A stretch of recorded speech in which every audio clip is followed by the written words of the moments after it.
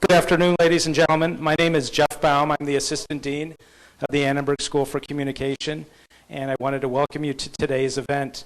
Before I go any farther, I wanted to specifically thank Dean Rasmussen and Professor Cream Creighton at the Gould School of Law here at USC for hosting us today. So first, thank Professor Creighton and the Law School, if you can.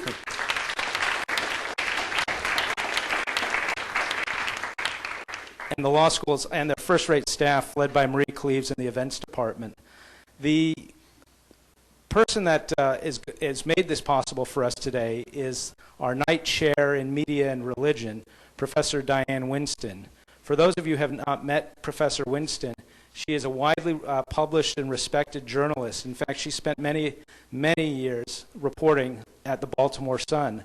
She then pursued a specific interest in news, how the media covers religion and the coverage of religion, and authored a number of books, including one on the Salvation Army, and then went to the Pew Charitable Trust, where she led their programs researching the impact of religion in society and on the media. And we were able to snatch her away from there a couple of years ago when the Knight Foundation endowed a chair in media and religion at the University of Southern California. It was the first such chair at USC, and we were really delighted we were able to recruit somebody of Professor Winston's caliber to come to USC. So without further ado, I'm going to turn the program, but please welcome Professor Diane Winston.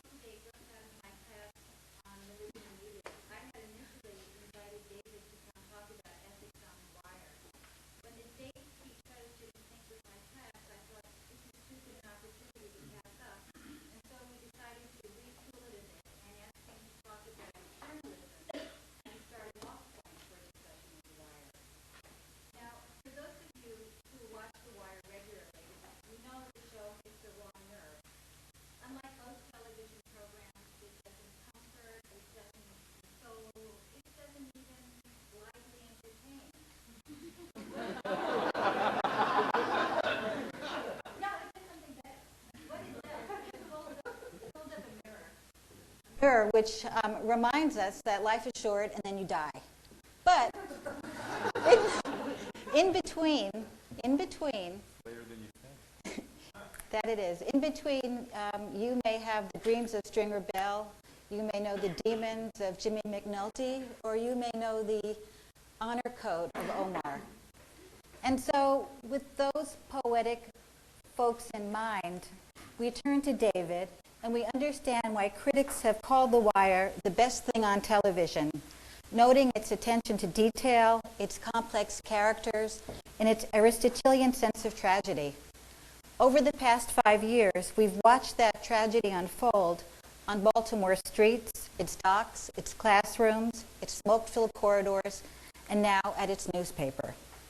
In each venue, we've seen well-meaning people caught in a complex web of structural complaints over which they have no control. And we've had to ask ourselves, is this what happens to our dreams also? Is this what we're up against? How can we make a difference? This season's focus on journalism hits us close to home at the journalism school. But for anyone who lives in Los Angeles, it's a true story about the evisceration of our hometown newspaper. And it raises the questions about what journalists do when the news agenda goes awry. What is a newspaper's responsibility to the public? And how can we safeguard a profession critical to our democracy? I'm hoping that we begin here with these questions about journalism, and we also open it up to a wider discussion about what The Wire has looked at the last 5 years. Everything from education to the courts, to the docks, to the streets, to the cops. It's all up, and it's all good, and it's all important to hash out. Now, just a quick word about David. When I got to the Baltimore Sun in 1989, he was just finishing up the book that would become Homicide: Life in the Streets. He was an irresistible force. He was one of those young, old reporters who loved chasing cops and who liked nothing better than breaking news. I mean, he had a young body and an old soul. Okay? When Homicide became a bestseller, it changed everything and nothing. David remained at the paper, covering the same kinds of stories with the same intensity. He stayed at The Sun when Homicide became an award-winning television series, for which as a writer he won several awards, and he went on to complete a second book, The Coroner, A Year in the Life of an Inner-City Neighborhood, which became an HBO miniseries that he co-produced and wrote. David left The Sun in 1995, and that's important because even though he probably had a lot of opportunities not to be working at a daily paper, he did stay there quite a bit. And he went on to write for newspapers as well as for television. The Wire, which he developed, has won both the Edgar Award and the George Foster Peabody Award. And his next project, an HBO miniseries called Generation Kill, is in post-production. I am so thrilled to be able to welcome him here and to be able to introduce you to someone who I think is just an amazing talent on and off screen. Thank you. Thank you, Dave.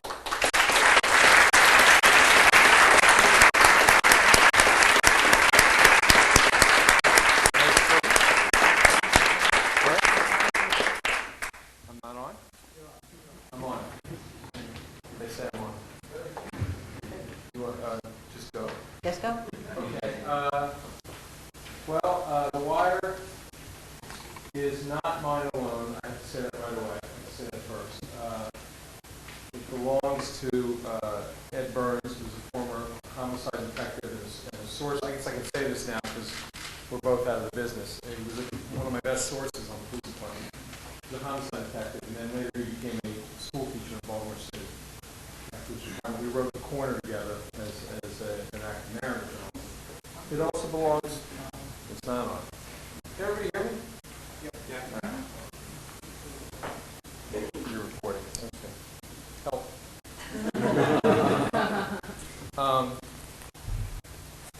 It's oh, damn. Big change.